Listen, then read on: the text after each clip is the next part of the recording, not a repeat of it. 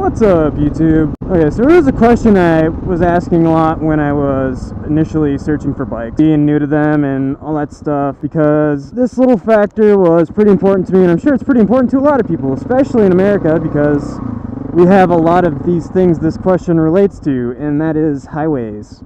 Is this bike highway capable? You hear that question a lot, and you don't always hear exactly concrete answers, and I think that's because a lot of people have a different definition of what highway capable is. So I'm going to kind of describe it in a way for this KLR 650 that makes a lot of sense to me and can kind of adapt to a lot of those contexts. Basically, I'm just going to go down the highway here, and I'm going to fluctuate my speeds. I'm going to roll at 65 for a little bit, and I'm going to roll at 75 for a little bit, and I'm going to roll at 85 for a little bit, and I'm going to tell you how each of these pretty common highway speeds are. Because when I hear, is it highway capable, what I'm assuming people are asking is, one, can it go that fast? Two, is it bad for the bike to go that fast? And three, can I quickly accelerate about maybe 10 or 20 miles per hour faster than that speed I'm maintaining to get out of trouble? Even though, to be perfectly honest, I ride all the time. I haven't driven a car in a long time, and I live in Minnesota, so that's kind of saying something. But there's been a whole lot of situations where I actually need to pull away. So, and I'm gonna just give a side note, the is it bad for my bike question, and my opinion has changed a lot on that, because I rode a Grom 960 miles touring with luggage on it at Redline, and the bike was fine. So you have to kind of remember that with motorcycles, they can be revved really high, and it's okay for them. It's not going to break them. So we're at 65 right now. This is actually very mild. The bike's barely vibrating, and it is fairly calm and quiet seeming. Wind-wise, I'm protected well. I got different wind protection, but you know, whatever. In this speed, the bike doesn't seem stressed at all. And if I can accelerate up to 75, that's about how fast it takes. Now, if I downshift and do the same thing,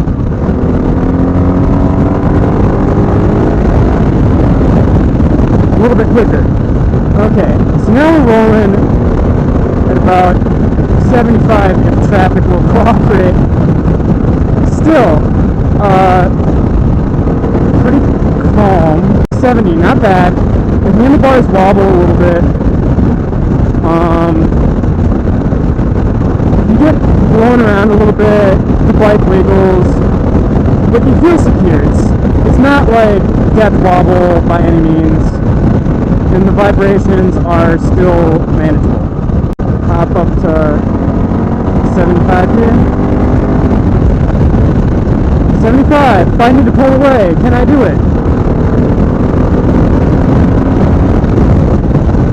I would say that's a definite yes.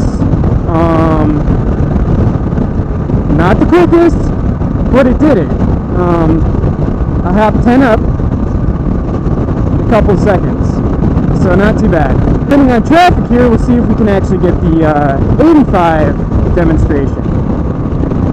Now, just a quick couple side notes.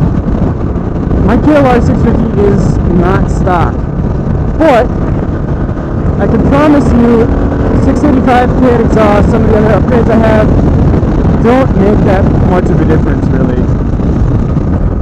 It's slower in this lane. So, this is pretty damn close to what the stock's going to be like. I'll tell you the main difference is going to be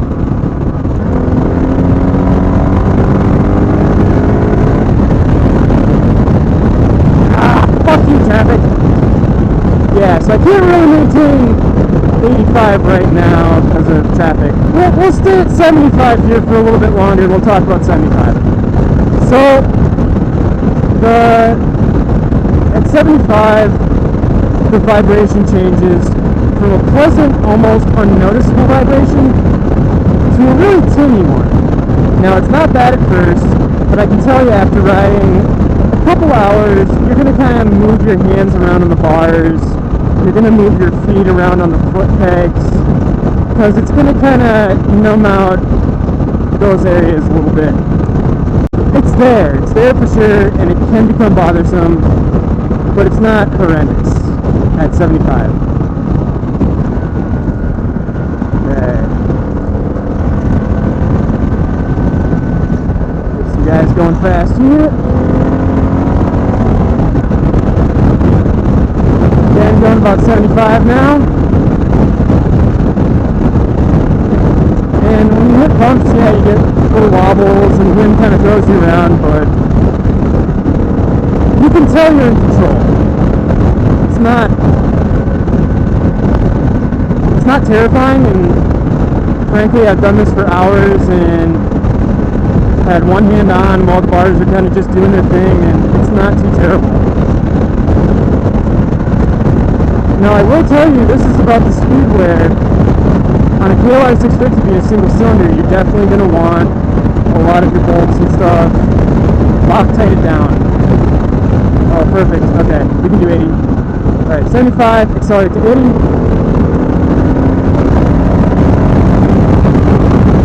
Takes about that long. Okay, so now we're cruising at 80.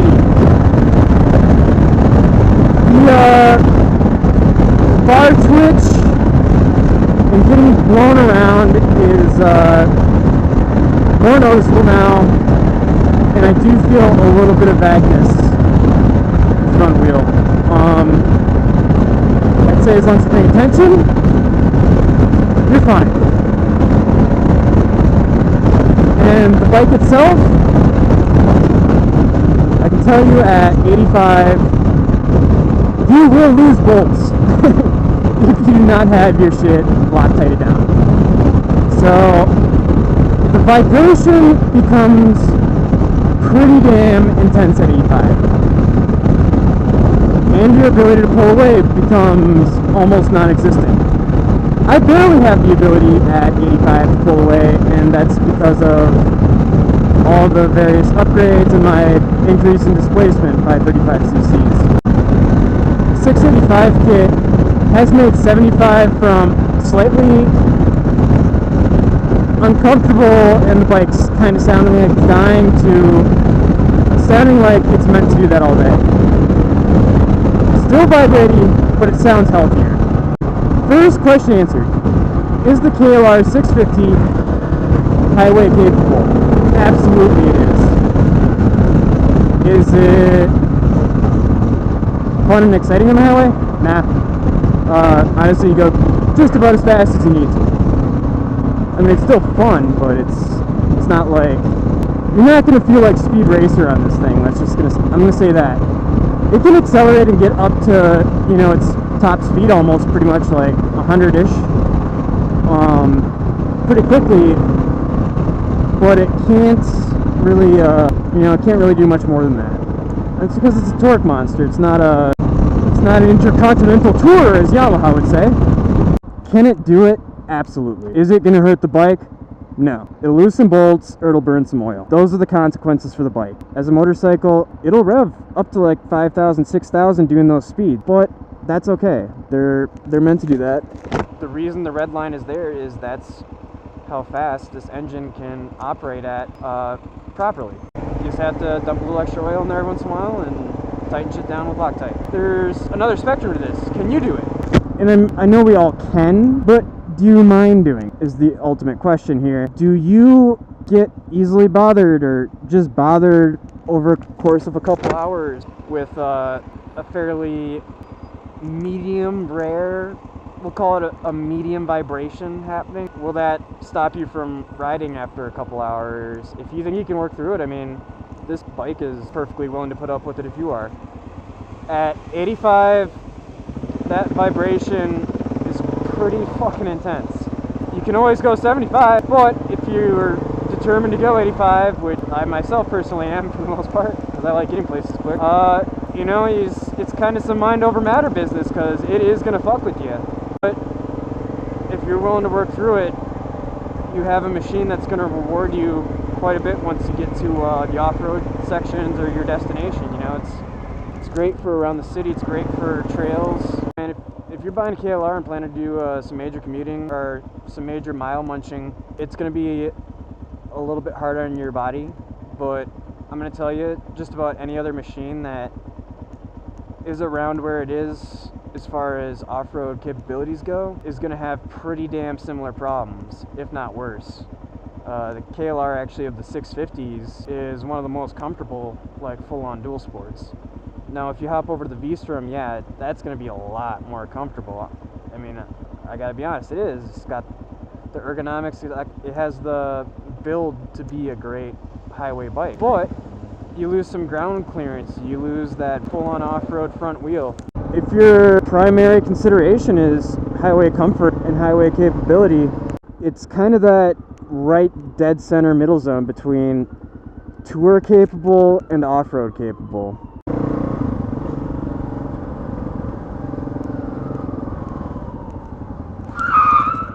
Fuck, man. I got the heart going for the day, especially having been a beginner just a while ago. If you can't decide if you want the more highway capable, like, tourish bike versus the more dual sport like a KLR, if you're undecided at all, I would really just get a KLR. It gives you a taste of everything motorcycling has to offer. You can really kind of pick and choose what you like with the KLR, and it can be anything you want it to be. In addition to that taste of everything, you really get a lot of practicality packed into your fun purchase of buying a